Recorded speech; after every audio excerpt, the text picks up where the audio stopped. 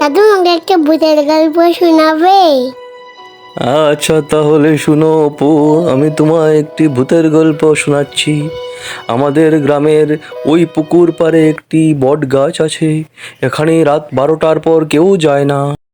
ওখানে রাত 12টার পর একটা কি যেন আলোর মতো দেখা যায়। লোকে ধারণা করেছে যে এটা অবশ্যই একটা ভূতের জায়গা। আচ্ছা অপু, তাহলে আমি চললাম, তুমি ঘুমিয়ে পড়ো। এই বলে দাদু চলে গেল তার ঘরে। আর তারপর অপু দাদুর সে গল্প নিয়ে চিন্তা করতে লাগলো।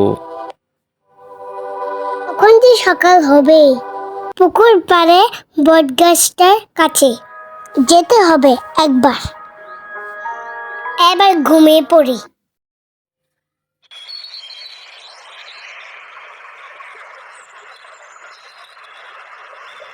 একটু গেলে বট গাছটা পেয়ে যাব। বেশ কিছুক্ষণ এভাবে যাওয়ার পর অবশেষে বটগাছের কাছে সে গিয়ে পৌঁছল।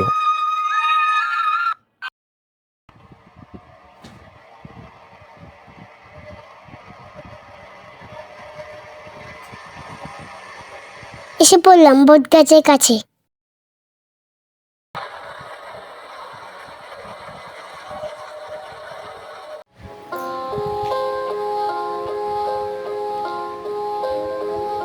দেখি তো কে আছে বট গাছে।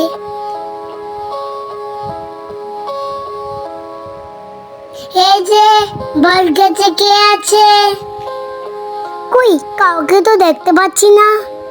কি আসছে না, বাড়ি চলে যাই। বটগাছের কাছে কাউকে দেখতে না পেয়ে অপু অবশেষে হতাশ হয়ে বাড়ি চলে গেল। কিরে অপু, তো কোথা থেকে আসলি এই দুপুরবেলা? মা, একটু বট গাছের কাছে গিয়েছিলাম। উমা, কি বলছিস তুই? ওই জায়গাটা তো ভালো না, তুই বটগাছের নিচে কেন গেলি? দাদু বলেছিল বট গাছে এখানে একটা ভূত আছে। উমা, ভূত আছে জানার পরও তুই এখানে গেলি? কি করে গেলি তুই এখানে? আর যাবি না কখনো, বলে দিলাম কিন্তু, এই জায়গাটা ভালো না। কি রে অপু, তোর মার কাছ থেকে শুনতে পেলাম তুই নাকি বটগাছের কাছে দুপুরে গিয়েছিলি একা একা। হ্যাঁ দাদু, তুমি তো বলেছিলে এখানে ভূত আছে, তাই ওইখানে গিয়েছিলাম। আচ্ছা ঠিক আছে, আমি চলি তাহলে। আর কিন্তু যাবি না ওখানে একা একা, ওটা খুব ভয়ানক জায়গা।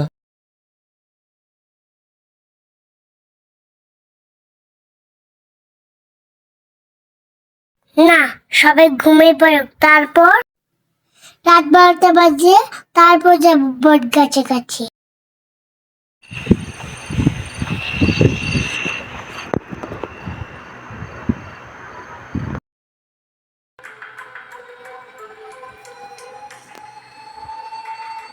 এত রাতে আলো কোথা থেকে আসছে?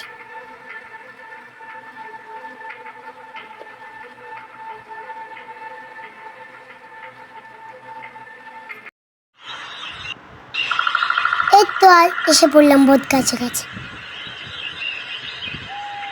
দেখি তো কে আছে এখানে। এই যে কে আছে এখানে? শুনতে পাচ্ছ আমার কথা? এখানে কে আছে? ও মাথার সাথে কাপড় পরা, এটা কি?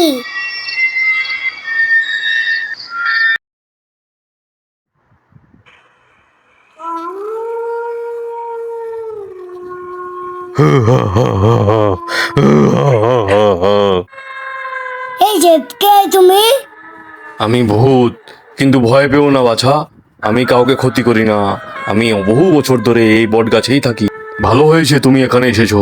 আমার খেলার ইচ্ছা করে অনেক, কেউ আমার সাথে খেলতে আসে না। চলো আমরা বন্ধু হয়ে যাই, তাহলে আমরা একসাথে প্রতিদিন খেলা করতে পারবো। ঠিক আছে, আমরা এখন বন্ধু হয়ে গেলাম। কি মজা, কি মজা। আমরা এখন প্রতিদিন খেলা করব, কিন্তু প্রতিদিন রাত্রে আমার আসতে অসুবিধা হবে। আমরা কি দুপুরে খেলতে পারবো? ঠিক আছে বন্ধু, কাল থেকে দুপুরে দেখা হবে। টাটা।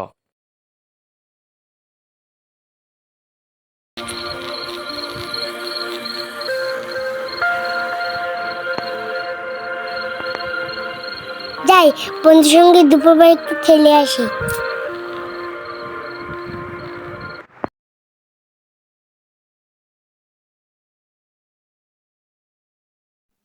কই বন্ধু কোথায়? আমি তো এসে বললাম। এভাবে অপু ও ভূত তারা দুজনে খুব ভালো বন্ধু হয়ে গেল আর দিনের পর দিন একসঙ্গে খেলাধুলা করতে লাগলো।